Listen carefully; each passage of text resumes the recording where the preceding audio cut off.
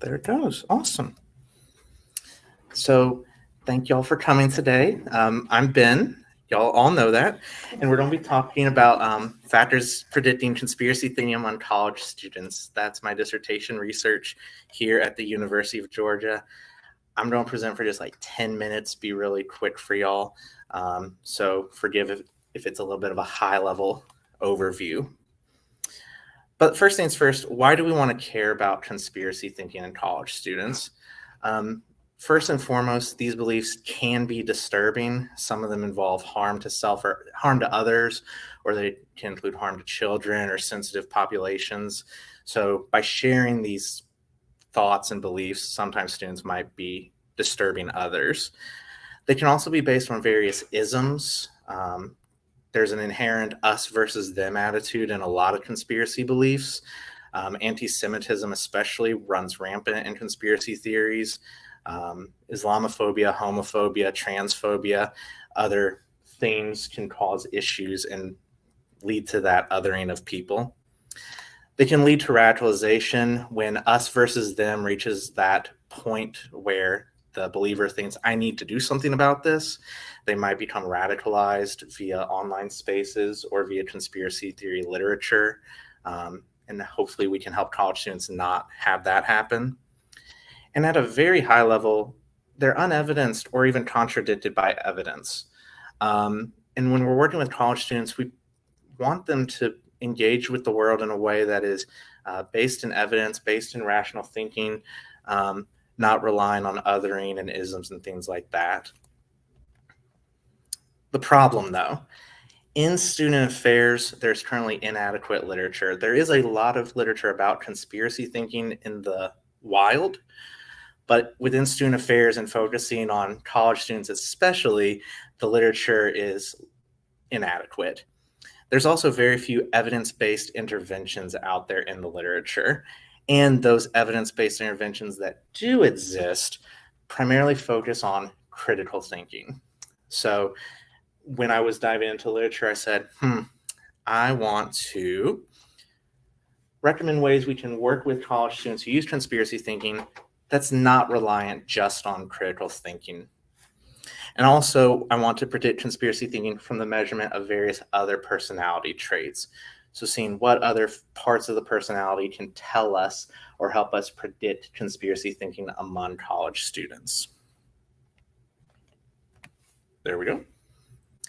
So going back to that broad literature out there in the rest of the world, I picked 5 personality traits that have been previously tied to conspiracy thinking just among the general population. A lot of these have college students as a part of their literature, but not the focus. And no one, as far as I've been able to tell, has sewn all these together into one cohesive whole. The personal sense of power is effectively how well I am able to influence those people around me at various levels. The locus of control is whether or not I am in control of what happens to me, the outcomes that my life experiences. Machiavellianism can be summarized as the tendency to exploit others, seeing people as a means to an end, essentially. The need for uniqueness can be summarized as the need to be unique, to set oneself apart, to be different from others. And the need for cognitive closure is how well people deal with ambiguity, shades of gray, things like that. And again, all these have been previously connected to conspiracy thinking, just not all in one neat little package like I hope to do. So in terms of my methods for my actual research, I developed a questionnaire. It had 103 items that were used to calculate variables, and then 5 demographic questions that were used to find the boundaries of the study. Who can we generalize this to? Who can we not generalize this to? Things like that. Each of the 5 personality traits had a single scale associated with it. So one for the locus of control, one for Machiavellianism. My participant pool, I was able to get 125 people to give complete data. They answered all 103 items on the questionnaire. I recruited a great deal of people from the UGA research pool here in the CHDS department. I also recruited over social media, Facebook and Reddit primarily, by posting on various survey exchange groups, college subreddits, sending out just generic posts and asking for my committee and for other people I know to help share it out. Emails to colleagues. I made a few targeted asks to colleagues around the country in New England, California, and the Pacific Northwest to try and get a little bit of spread, asking them to share with their students. And then finally, I put up a handful of posters around the local technical college that I am not employed by. My IRB approval didn't let me recruit from students at the institution I'm employed at, but I was allowed to recruit from the local technical college that I'm not a part of. So for analysis, this is where it'll be sort of high level for the audience, and committee will dive into it more, I'm sure. I use what's called hierarchical entry regression, which is where you are comparing competing models to each other to see what predicts your independent variable, your dependent variable better. So in this case, conspiracy thinking was the dependent variable, the variable of interest that I wanted to measure. And the personality traits each served as independent variables that I was seeing how well they predict conspiracy thinking. I used 2 blocks in the models. The first set that I evaluated was self-centered, so the locus of control and the need for cognitive closure. Those are, based on theory, those are focused inward. Those are looking at myself, and they do not require interaction with others per se. The relationship-centered ones are the other 3. The need for uniqueness is based on being unique compared to other people. The sense of power is based on my power and influence around others. And Machiavellianism is based on influence and exploiting other people. This is my regression results table. For the sake of time, I'll focus primarily on these items that have the asterisks. These represent the predictors that were determined to be statistically significant. Okay, that's not as washed out as it looked. Good. Machiavellianism and the need for uniqueness were statistically significant predictors in this research. So in my discussion chapter, those are the 2 personality traits that I focused on addressing. Oh, and that last one, the 4.872 for the F ratio, is signifying that the entire analysis was statistically significant as well. So happy numbers, happy Ben.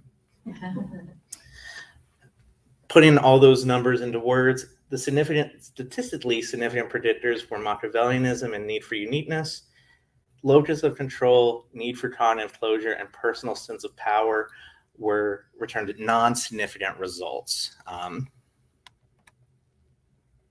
So what can we do? In discussing with the committee after my prospectus, I realized there were 2 ways we can look at this research. One is trying to actually change and address conspiracy thinking among students, and the other is reframing and adjusting how we work with our students who engage in conspiracy thinking. These traits may not be malleable. In fact, Machiavellianism is one that is incredibly tough to handle and is probably beyond the scope of most student affairs practitioners. But in terms of addressing conspiracy thinking, we can probably do a few things. We can do programs around the need for uniqueness. We can have swap meets, poster sales. We can have strengths finder explorations of the self to help people understand their unique identities and what they bring to the table. And that doesn't even have to be geared around conspiracy thinking. It can be a broad thing to help students of all types explore their unique identities. When working with students, we can encourage non-Machiavellian attitudes, engaging in empathy, developing rapport, not seeing people as a means to an end.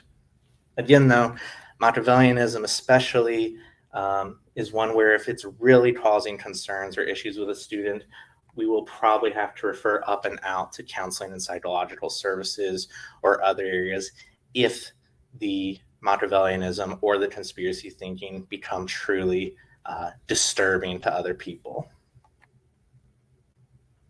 In terms of working with college students, a few things to keep in mind.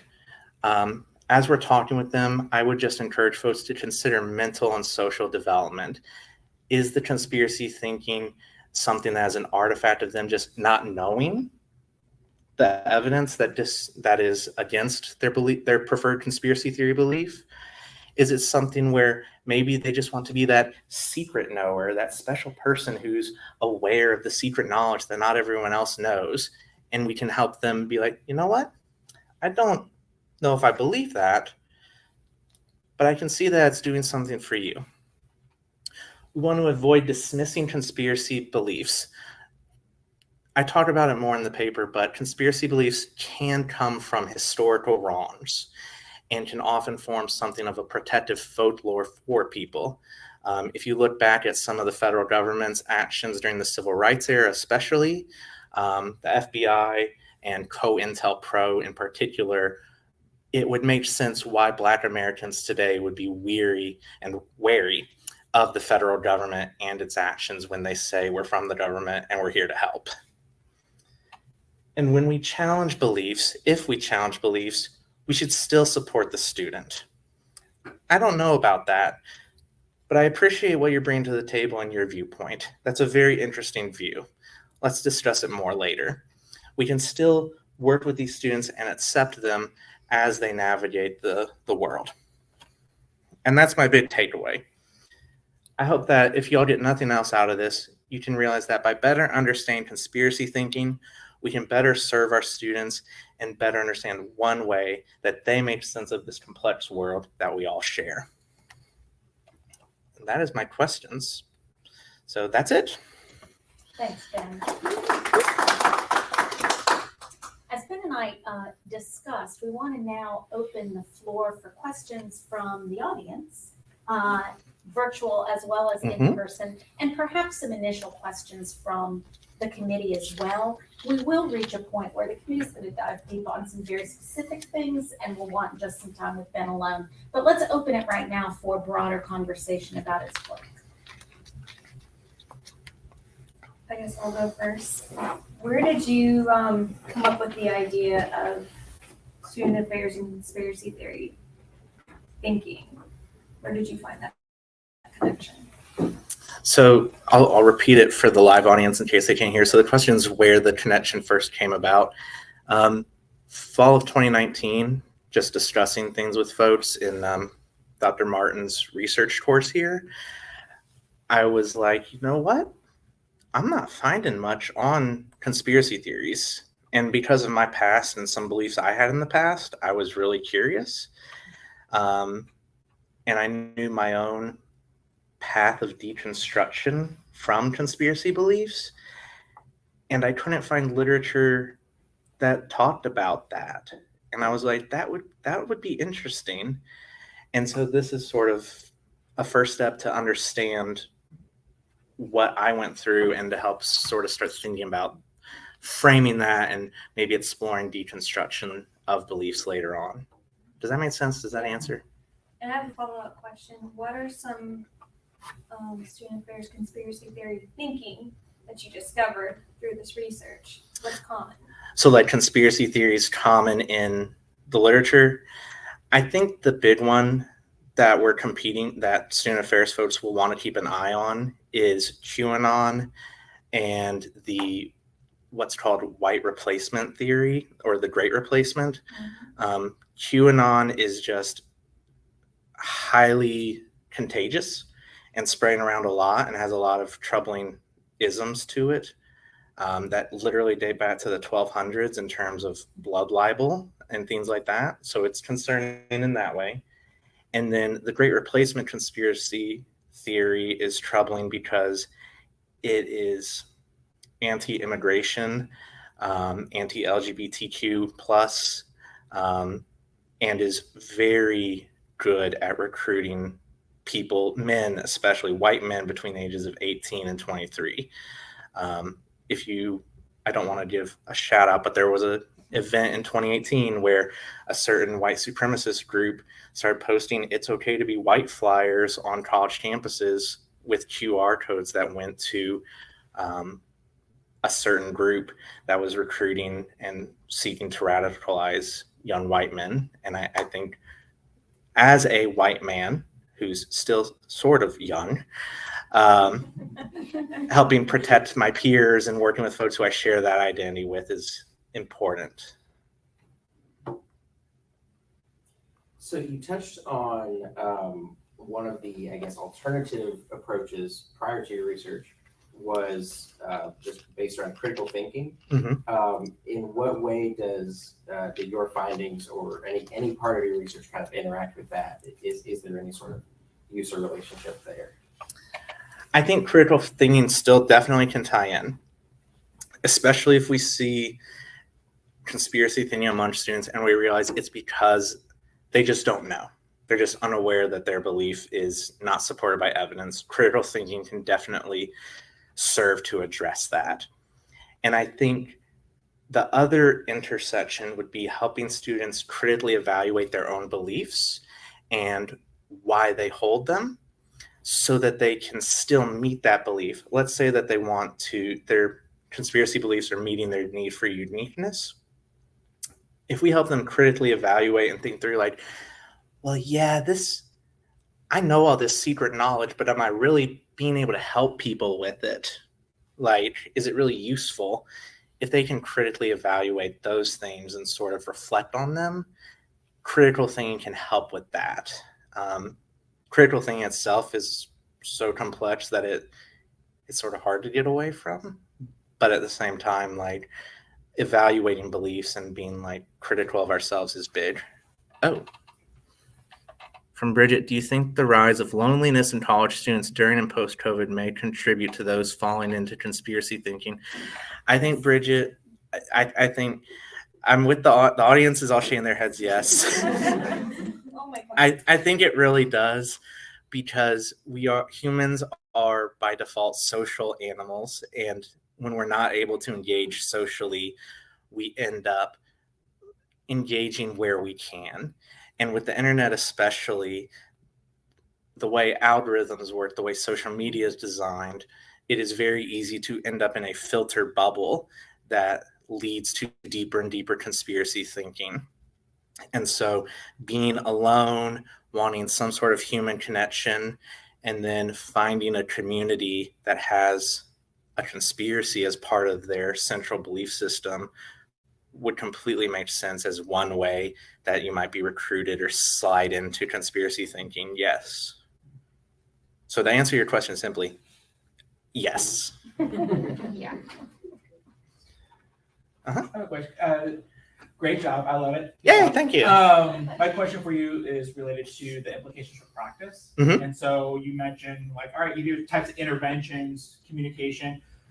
When you think about like a division of student affairs, who do you see as needing to do that work or incorporating this into their work?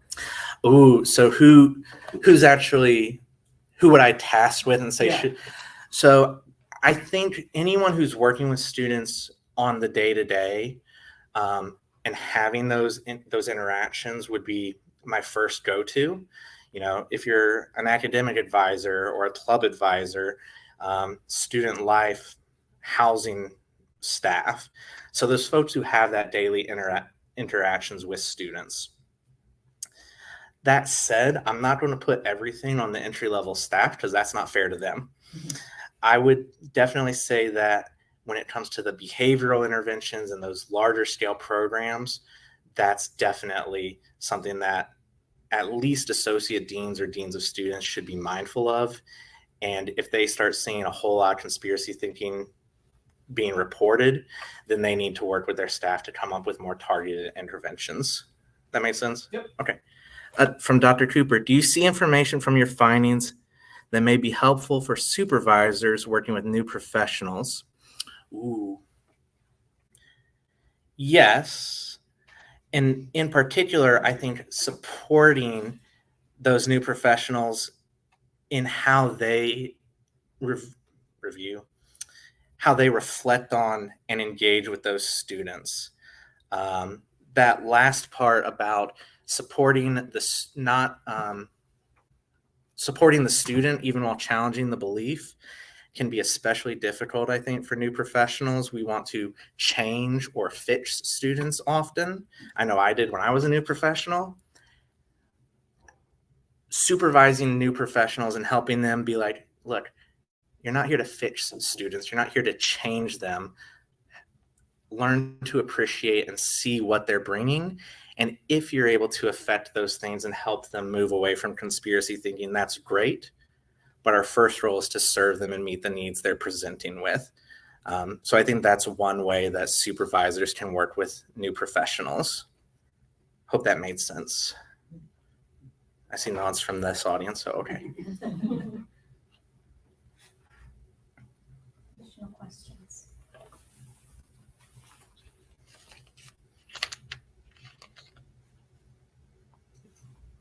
You're welcome, Dr. Cooper. I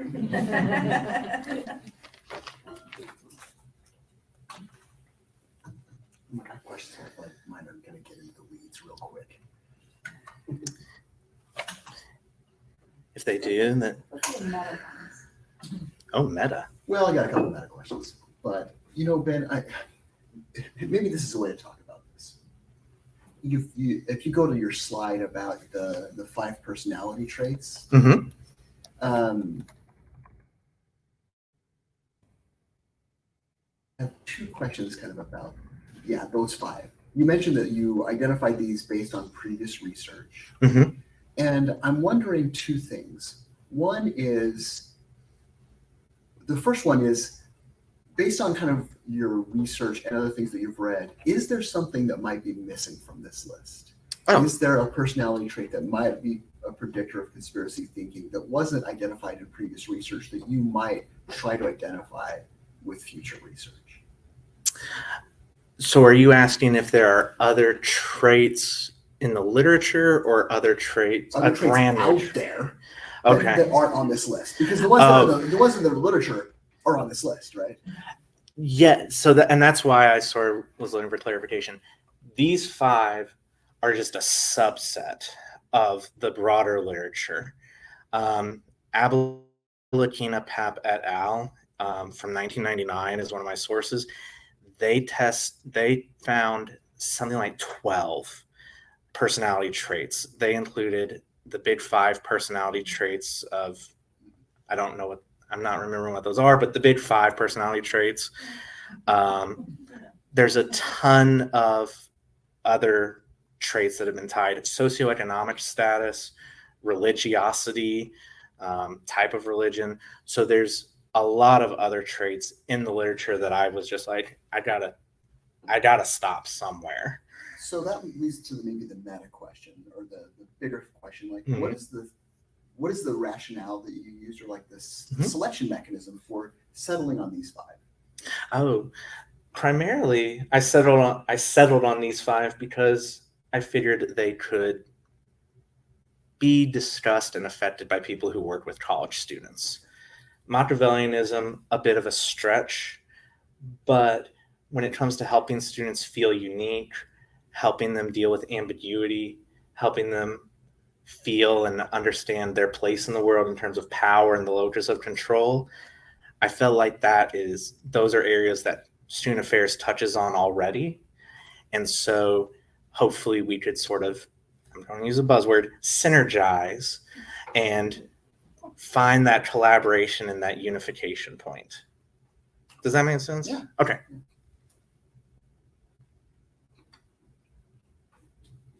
Other questions?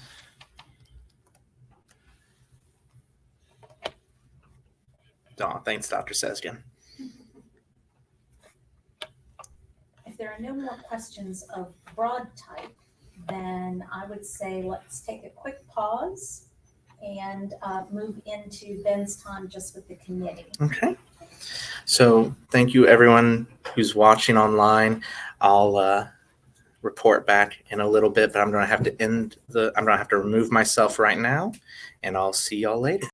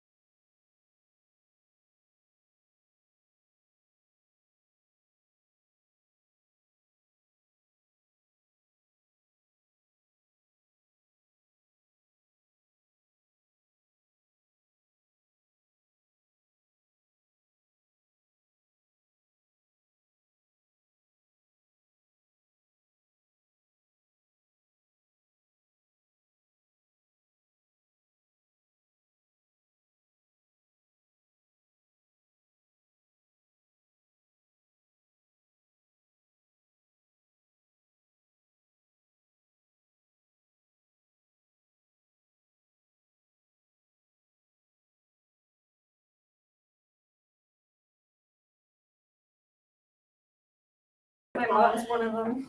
Your dad. I know. The camera's being screwy, y'all, but they are saying I passed. So thank you everyone who came out. I'll end the live stream in a moment here, since apparently it's being silly. But thank you all who came out. Thank you, Dr. Session. Thank you, Bridget.